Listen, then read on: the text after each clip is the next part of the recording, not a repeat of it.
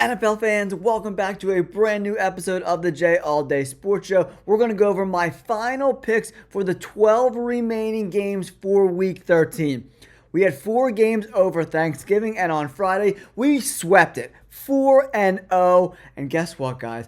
If you're into sports betting, I'm on a 5-bet winning streak. I made 5 bets over the last couple days. They all cashed. We're absolutely crushing it. Our record over the last 4 weeks, including the 4 games from Thursday and Friday, we're at 47-13. That's over 78%.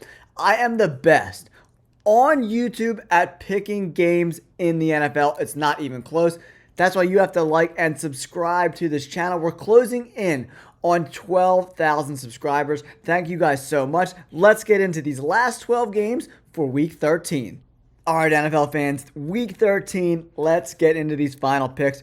We got Detroit, Dallas, Green Bay, Kansas City, all right, 4-0 to the start of Week 13. Just remember, guys, that we have 6 teams coming off a bye. The Jets, Jacksonville, Atlanta, Cincinnati, New Orleans, and Buffalo all coming off byes. So we have to make that known and take it into consideration when we're making bets or making picks. All right, let's kick it off with the Houston Texans versus the Jacksonville Jaguars. They played earlier this year in Week 4, 24-20. Houston won this game. CJ Stroud balled out, 345, 2 tutties. The biggest question in this spot is, will Trevor Lawrence play? Because Mac Jones has been a complete and utter dumpster fire. This dude's trash. How he keeps getting jobs in the NFL, I will never know. I don't know. I'm not a big Mac Jones fan, that's for sure. But I don't really think it matters in this spot. I'm going to go with the Houston Texans to get the W, even though their offensive line has been pretty cheeks, man. Tunsil is like the most penalized offensive lineman in the NFL, and he's one of the highest paid. So they got to figure that shit out, man. I don't know what the heck's going on with this offensive line, but they have not been playing well at all whatsoever. And CJ Stroud is suffering. This dude can still dot it up, ball out, make all the throws. The offensive line and Tunsil just has to play better straight up. I'm going with the Texans to get the dub here. They probably cover the spread as well. I don't think it really matters if it's Trevor Lawrence or Mac Jones. I'm going with CJ Stroud. And hopefully they can stop the penalties and this offense can start to function a little bit better, because if not, they're going to be one and done in the playoffs straight up. Next, we got a really fun game, the Tennessee Titans versus the Washington Commanders. The Commanders are absolutely reeling right now. They've lost 3 in a row. And the Titans' defense has been playing great.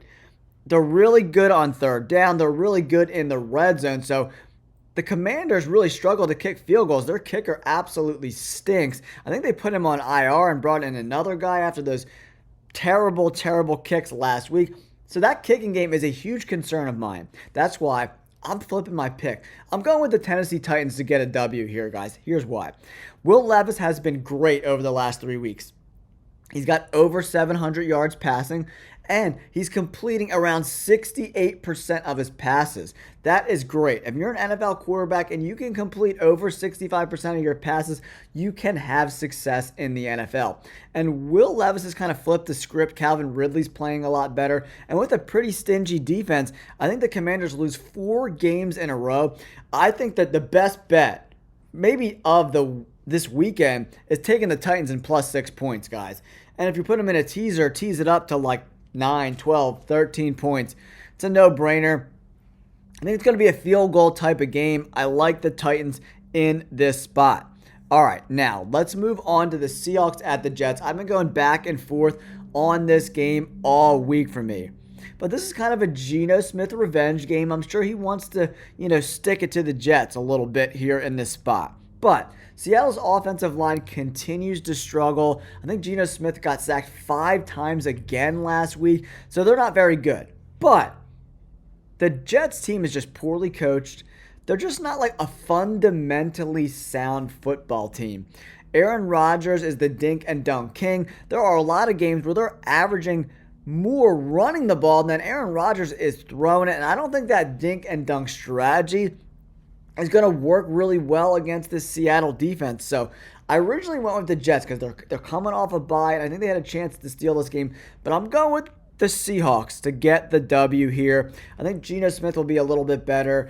That was a weird game last week versus Arizona. The offense didn't show up at all. And that just shows me that Seattle's defense is playing a lot better, right? Because the Arizona Cardinals offense, James Conner just got an extension. They got Trey McBride, Marvin Harrison Jr., Kyler Murray's taking a step forward this year. So I like the Seahawks in this spot, guys, for sure. All right, now let's move on to this Arizona Cardinals-Minnesota Vikings game. This is an interesting spot, right? Minnesota is a very, very good defense. They're a top 3 defense. They're the top rush defense in the NFL. And that's kind of what Arizona wants to do. They want to establish the run and play action off the run game. But if they can't get the run game going, and Kyler Murray's forced to pass the ball over 30 times, I don't think it bodes well for the Arizona Cardinals, right? I think the Vikings are going to be able to get some sacks, force some turnovers, and win this game. But Sam Darnold has been not so great. I mean, he's got 14 total turnovers, right, between fumbles and interceptions. That leads the NFL, or maybe it's second compared to Gardner Minshew, who has a ton too. But either way, it's still horrible, right? So that's a concern of mine.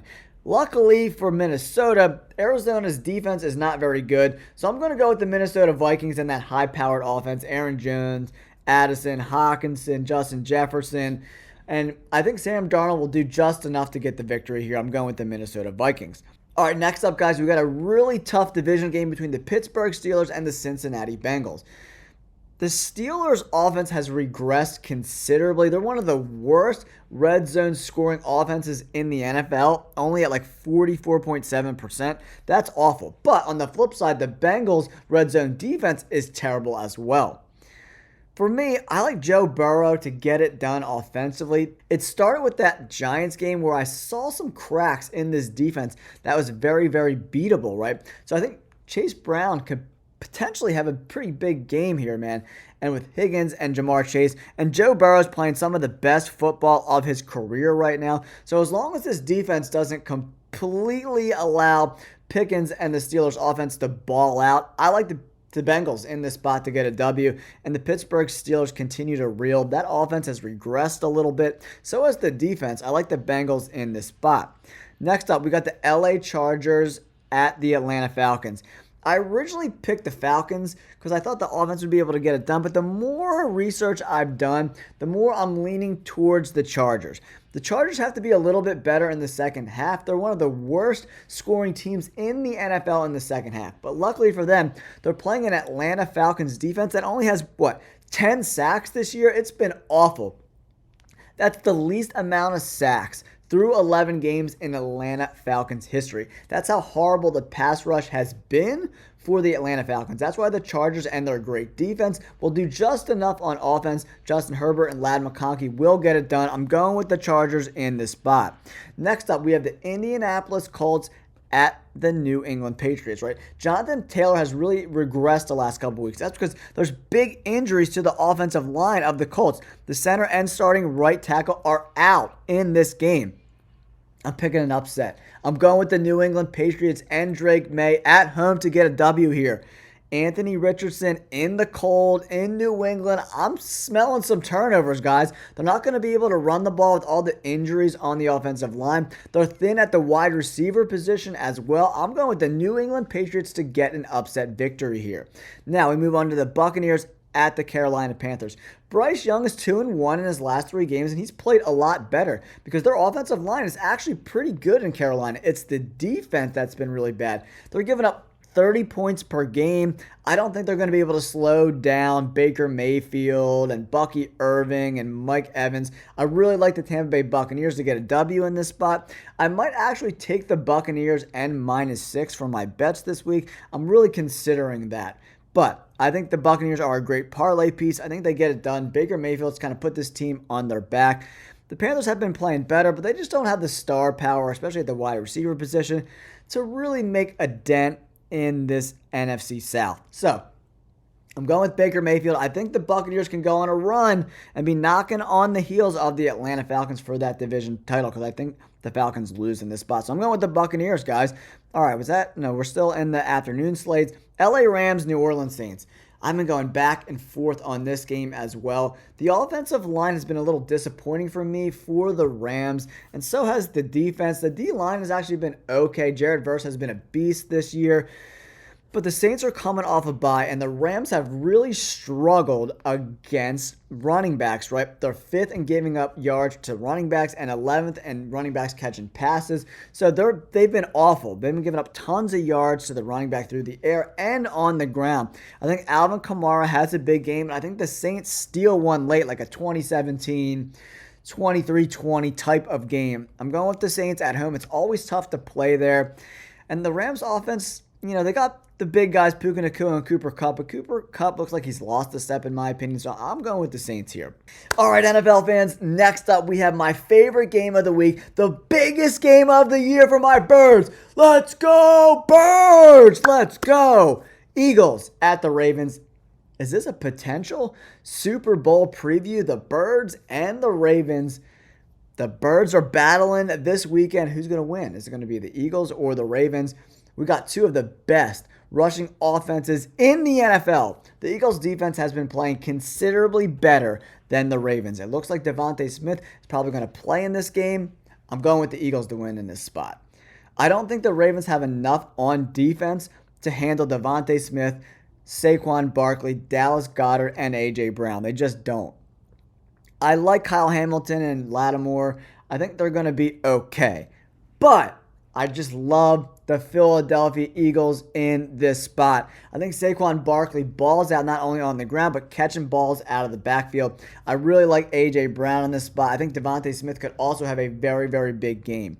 I just don't believe in the Ravens defense at all whatsoever. And I think the Eagles cornerbacks, Quinyon Mitchell, Isaiah Rodgers, and Cooper DeJean can put a clamp on a Ravens wide receiver crew that's, in my opinion, not very good. And the Eagles have been great against the run. So as long as they can keep Lamar Jackson in the pocket, force him to throw the ball, and he doesn't have 100 yards on the ground with his legs, I'm going with the Philadelphia Eagles to get a big W here. Next up, we got a potential snowball game. 49ers at the Bills. They're supposed to get 2 feet of snow before the game. They're hiring locals to shovel off the field, shovel off the stands. Going to be a lot of fun, but the 49ers defense has been awful this year. Brock Purdy in the freezing cold. I don't like that at all. I like the Bills to win and cover the spread, in my opinion. I love the Buffalo Bills. In this spot, guys, they're just a very fundamentally sound team, from the run game to the wide receivers to Josh Allen being a potential MVP. And the 49ers don't have anyone playing like an MVP. Fred Warner's been playing hurt, and you can kind of tell. It looks like Bosa's not going to play. We'll have to keep our eye on whether or not Bosa's going to be in or out. I like the Buffalo Bills easily, no matter what. Browns at the Broncos. I think this game's going to be a lot closer than people think. Taking the Browns in 5.5, if you could tease it up or buy some points to 6.5 to 7, that's an interesting bet. I think it's going to be a very close game. The Browns and the Broncos match up pretty evenly, right? Jim Schwartz, the defensive coordinator for the Browns, is very good against rookie quarterbacks. He's good at bringing in pressure and kind of confusing these rookie quarterbacks, right? So I think the game's going to be pretty close, but I'm still going to go with the Broncos to steal one at the end.